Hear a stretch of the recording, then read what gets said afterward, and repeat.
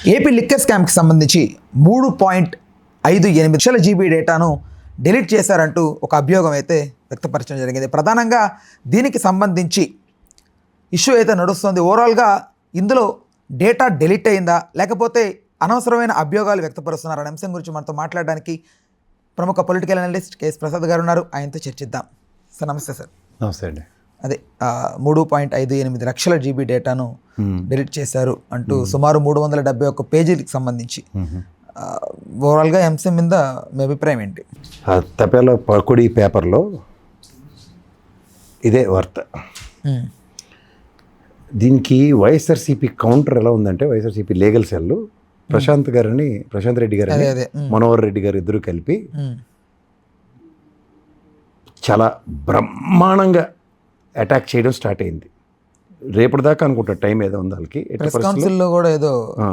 They need to say apology for it and sorry పెడుతూ ఒక video ఇవ్వాలి. ఇది ఇవ్వకపోతే మాత్రం ఖచ్చితంగా consequences Eenadu has to face. వీళ్ళకి అలవాటు అయిపోయింది. అంటే చూడండి, అప్పుడు మన మదనపల్లిలో కలెక్టర్ ఆఫీస్ తగలెట్టేశారు, ఆఫీస్ అంతా కాగితాలు కాల్చారని ఏది పడితే అది అభియోగాలు వేసి జగన్మోహన్ రెడ్డి అనే వ్యక్తిని టోటల్గా క్యారెక్టర్ని చంపేయడానికి చేస్తున్న ఒక రాజకీయ విప్లవాత్మక జర్నలిజం విలువల్ని పణంగా పెట్టి చేస్తున్న దాష్టికం. ఇందులో ఏంటంటే end of the day government మాది ఉంది, ఏమీ చేయలేరు మమ్మల్ని, ఏం చేస్తారు చేసుకోండి అని తెగించి మరీ చేస్తున్న రాతలు. ఈ రాతలకి అర్థం పరమార్థం ఏం ఉండట్లే. అందులో ఫేక్ ఏంటో వాస్తవం ఏంటో అనవసరం. వాళ్ళకి వేల కోట్ల ఆధారాలు మీరు చెప్పినట్టు ఎంత డేటా డిలీట్ చేశారని రాశారంటే 375 కోట్ల పేజీలు అండి. 375 కోట్ల పేజీలు ఉంటాయండి. ఏమన్నా రికార్డులు, డాక్యుమెంట్లు. సింపుల్ లాజిక్ చెప్తా సార్. ఈ గవర్నమెంట్ వచ్చిన దగ్గర నుంచి లిక్కర్ స్కామ్ డెన్సిటీ అన్న దగ్గర ఈ 6 నెలల సంవత్సరం, ఇది 13 నెలలు ఈ ఇయర్ అయిపోతుంది. 13 నెలల టెన్యూర్లో ఎవరి ఆయిల్లో డేటా డిలీట్ అవ్వడానికి ఛాన్స్ ఉంటుంది? అందులో ఇవాళ డేటా రిట్రీవ్ చేయడానికి 1,00,000 మార్గాలు ఉన్నాయి. ఇవాళ ఏదైనా చేసి వెనక్కి తేవచ్చు. అసలు ఫస్ట్ థింగ్ ఏంటంటే ఒక బురద జల్లేయడం, ఒక అభియోగం మోపడం, ఒక అభాండాన్ని నెత్తికేసేయడం, జనాల్లో విపరీతమైన చర్చనీయాంశం చేయడం. జనాల్లో అది ఎప్పుడైతే చర్చనీయాంశమే, ఇంకా జగన్మోహన్ రెడ్డి లెక్కర్ స్కామ్లో డబ్బులు తినేసారట, రోజుకి 2 కోట్లు ఇంటికి వెళ్ళిపోతున్నాయట, 60 కోట్లు నెలకంట, 300-500 కోట్లు 5 సంవత్సరాల్లోనూ, ఇలా మిమ్మల్ని ప్రజల్లోకి కొట్టి చంపేస్తారు. ఇప్పుడు జేడీ లక్ష్మీనారాయణ గారు ఉన్నారు, సిబిఐ ఈడీ కేసుల్లో జైల్లో పెట్టారు ఆయన 16 నెలల. ఆయన ఏం చెప్పాడు? లాస్ట్కి చెప్పాడు, ఎంత మార్కెట్ అంతా ఎవరిని అడిగినా 1,00,000 కోట్ల అవినీతి జగన్మోహన్ రెడ్డి చేసేసాడు, 1,00,000 కోట్లు జగన్మోహన్ రెడ్డి అవినీతి చేసాడు. మార్కెట్ అంతా స్ప్రెడ్ అయిపోయి ఎలక్షన్లు పోయి తదనంతరం ఆయన 2014 ఎలక్షన్ ఓడిపోయాడు కదా. ఎక్స్పెక్టేషన్స్ వర్సెస్ రియాలిటీ అన్న దగ్గర ఓన్లీ ఎక్స్పెక్టేషన్స్ పరంగానే వెళ్ళిపోయారా? 1,00,000 కోట్లు కాదండి, 1,00,000 కోట్లు. ఇప్పుడు ఒక మనిషి క్యారెక్టర్ని చంపడానికి వాళ్ళు చేస్తున్న ఎత్తుగడ. ఇప్పుడు ఈ లెక్కర్ స్కామ్ ఏమీ లేదు దాంట్లో. నేను ఒకటే చెప్తాను, ఎందుకు లేదని చెప్తున్నానంటే, గతంలో ప్రభుత్వం చేసింది, ప్రభుత్వమే కాకుండా ప్రైవేట్ సెక్టర్ అమ్మింది. ఏది? లెక్కర్ పాలసీలో. అందులో ఎక్స్చెక్కర్కి రావాల్సిన లైసెన్స్ ఫీజు రూపంలో దగ్గర 6,500 కోట్లు రాష్ట్ర ఖజానాకి నష్టం జరిగితే చంద్రబాబు గారి మీద ఆ రోజు ప్రభుత్వం కేసు పెట్టింది. 1,00,000 రూపాయలు పూచీకత్తుతో బయట ఉన్నాడు. ఇప్పుడు ఈ లెక్కర్ స్కామ్లో ప్రభుత్వం నిర్వర్తించినా సరే 3,500 కోట్ల అన్యాక్రాంతం జరిగాయని వీళ్ళు అభియోగాలు మోపుతున్నారు. అసలు ప్రభుత్వం వ్యాపారం చేసిన, ప్రభుత్వం వ్యాపారం చేయకపోయినా లోపల మైండ్స్ ఉన్నది. గవర్నమెంట్ చేస్తే హెవీ లాసెస్ వచ్చి మళ్ళీ తీసుకెళ్ళి గాలి జనార్దన్ రెడ్డి గారు ఏదైనా పెడితే అది మొత్తం ఎంత ఎత్తిసాడో తెలుసు కదా. అవునా కదా? అంటే ప్రభుత్వం చేయలేదు, ప్రభుత్వం చేస్తే లాభార్జన తీసుకొస్తారు. నేను లాలూ ప్రసాద్ యాదవ్ అనే ఎగ్జాంపుల్ చెప్తా. రైల్వే సంస్థల్ని దాన్ని ఎప్పుడైతే అన్యాక్రాంతం అవుతున్న ఆస్తుల్ని ఎప్పుడైతే దీంట్లోకి తీసుకొచ్చి లీజింగ్ కాన్సెప్ట్ మొదలెట్టాడో ప్రాఫిటబిలిటీ చూసింది. ఫస్ట్ టైం రైల్వే బడ్జెట్ ప్రాఫిట్తో పెట్టాడు ఆయన. అంటే ఒకటి చేస్తే, ఇప్పుడు లాలూ ప్రసాద్ గడ్డి తినేసాడు, గడ్డి స్కాము, ఇవే మాడతారు. ఇప్పుడు లాలూ ప్రసాద్ చేసిన ఆ మంచి పని ఎవడన్నా మాడతారా? ఇంత హిస్టరీ ఆఫ్ రైల్వే బడ్జెట్లో రైల్వేకి ప్రాఫిటబిలిటీని చూపించాడు. అట్లాగే జగన్మోహన్ రెడ్డి ఏ పని చేసినా బదనాం చేద్దామన్న ఏకైక ప్రాతిపదిక మీద ఈ లెక్కర్ స్కామ్లో 3.54 కోట్ల పేజీలు ఇవి వినడానికి ఎలా ఉన్నాయి మీకు? వాళ్ళకి ఎంత పెట్టి చితకబాదినోడు. వాళ్ళకి ప్రెస్ కౌన్సిల్లో వీళ్ళు మీకు ఎవడో చెప్తున్నాను చూడండి, కొమ్మినేని గారిని అరెస్ట్ చేసినప్పుడు మిగిలిన వాళ్ళు ఎవడన్నా మాట్లాడాడే? ఇదే మహా టీవీ మీద దాడి జరగగానే ఓ చెలరేగిపోయి ఎక్కడెక్కడ కలుగుల్లో నెలకలు కూడా బయటకు వచ్చి అచ్చచ్చచ్చ ప్రపంచం తెరబడిపోయింది, అన్యాయం జరిగిపోయిందని. ఇక్కడ ఏబిఎన్ మీద దాడి జరిగేస్తారేమో అని చెప్పి బీజేపీ వాళ్ళు ఉనికించేటేసుకున్నారు. మొత్తం ఎక్కలేని వాళ్ళు పోలీసులతో ప్రొటెక్షన్తో మాత్రం. అంటే వీళ్ళకి ఒక న్యాయం, ఇంకొకరికి ఒక న్యాయం. ఒక జర్నలిస్ట్కి ఒక న్యాయం, ఇంకో జర్నలిస్ట్కి ఒక న్యాయం.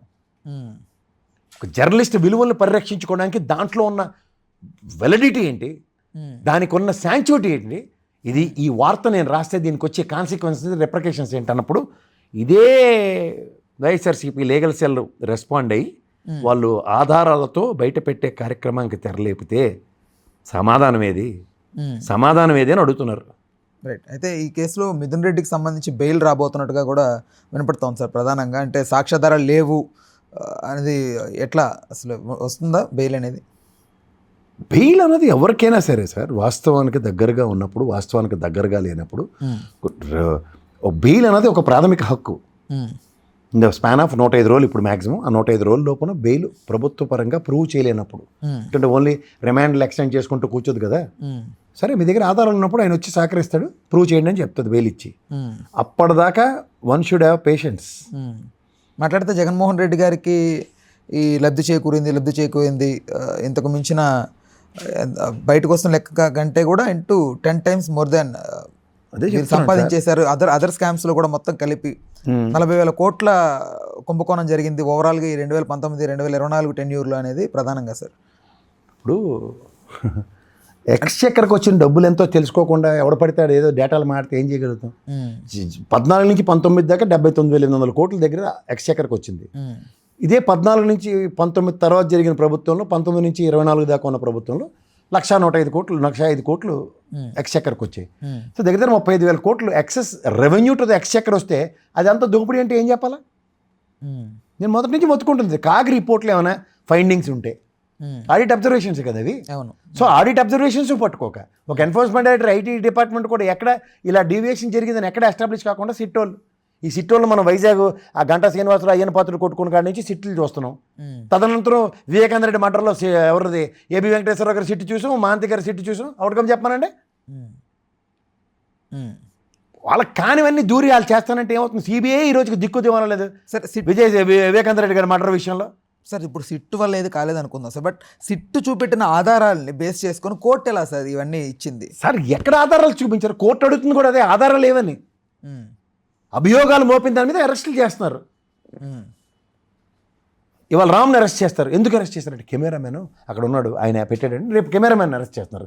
ఎల్లుండేమో మీ హెచ్ఆర్ఓడు జీతాలు ఇవ్వబట్టి వీళ్ళు కెమెరా పెట్టి మరి చేశారని చెప్పి మీ హెచ్ఆర్ఓని అరెస్ట్ చేస్తున్నారు. ఏమైనా అర్థం ఉంది దాంట్లో?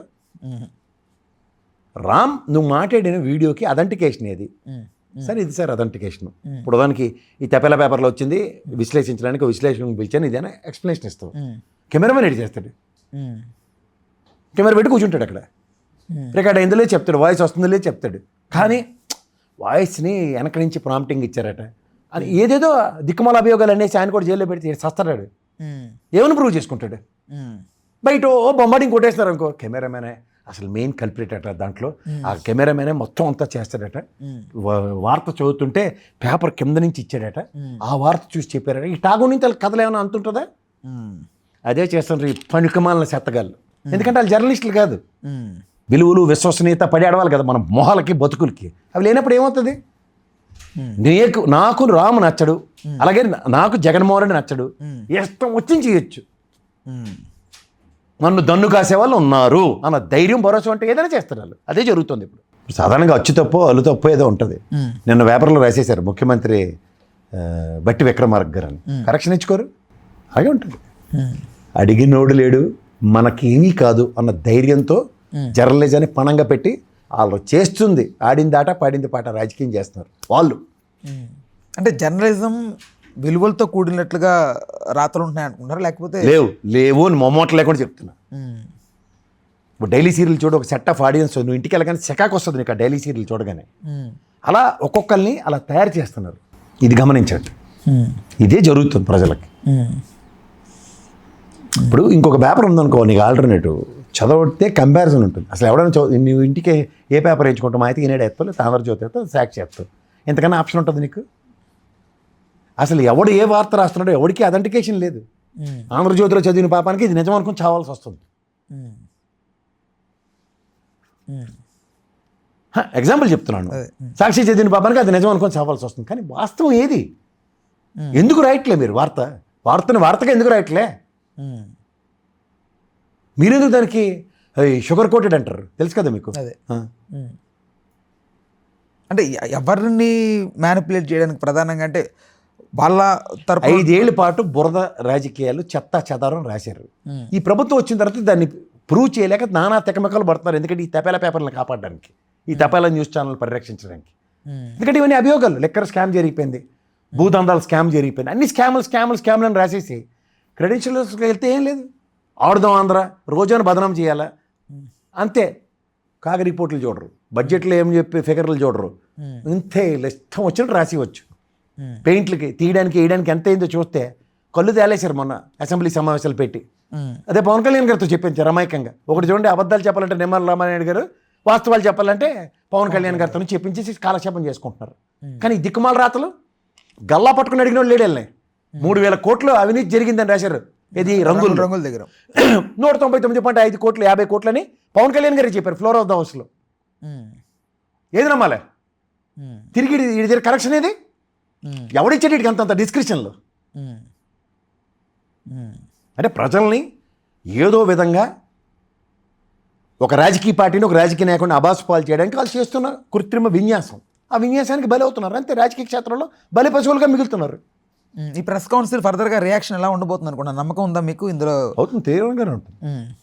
కొన్ని ప్రెస్ కౌన్సిల్స్, ఎందుకంటే end of the day what is the credibility for this news అన్నది క్వశ్చన్ చేయబడుతుంది. But he has to prove. ఇప్పుడు మదనపల్లిలో కాల్ చేశారని చెప్పి ఒకటని డీజీపీ గారు, చీఫ్ సెక్రటరీ గారు పరిగెట్టి వెళ్ళారు హెలికాప్టర్లో. ఏమైంది? సంబంధిత కాగితాలు చెప్పగలిగారా? అవునట్రా కదట్రా? ఏదో ఒక ట్రయల్ కాబట్టి రాస్తున్నారు అనుకోవచ్చా, లేకపోతే కావాలంటే వాంటెడ్గా ఇంటెన్షనల్గా వాంటెడ్గా జగన్మోహన్ రెడ్డి అనే క్యారెక్టర్ని పూర్తిగా అసాసినేట్ చేద్దామని రాస్తున్నారు. ప్రజల్లో ఎంతవరకు ఎఫెక్ట్ ఉంటుంది? ఈనాడు చేస్తే ఇలాగే ఉంటుంది నీకు ఆలోచన, ఆంధ్రజ్యోతి చేస్తే అలాగే ఉంటుంది, సాక్షి చేస్తే అలాగే ఉంటుంది నీ ఆలోచన. You can't do anything. ఇప్పుడు గ్రామ స్థాయి లెవెల్లో పేపర్లు వెళ్ళవు కాబట్టి వాళ్ళు మహా అయితే న్యూస్ ఛానల్ చూస్తుంటారు. న్యూస్ ఛానల్ కూడా అదే ఒకదంపుడు. బట్ ఇప్పుడు న్యూస్ అంటే లైక్ అది ఎంతవరకు ప్రభావితం అవుతారు గ్రామ స్థాయి ప్రజలు? ఇప్పుడు అలా వెనకాలకి బేపనోడు కథ ఉంది కదా, అది మేక కట్టుకుని వెళ్తూ ఉంటాడు. కుక్క అంటే ఏడు చేశాడు, సచ్చినట్టు దాన్ని వదిలేస్తే వీళ్ళు వండుకొని బిర్యానీ అన్నారు. అదే అయింది. వీళ్ళు రోజు కుక్క అంటే 5 సంవత్సరాల తర్వాత వెళ్ళి జగన్మోహన్ రెడ్డి రాక్షసులని ఓట్లు వేశారు. ఏంటవుతుంది అవుట్కమ్?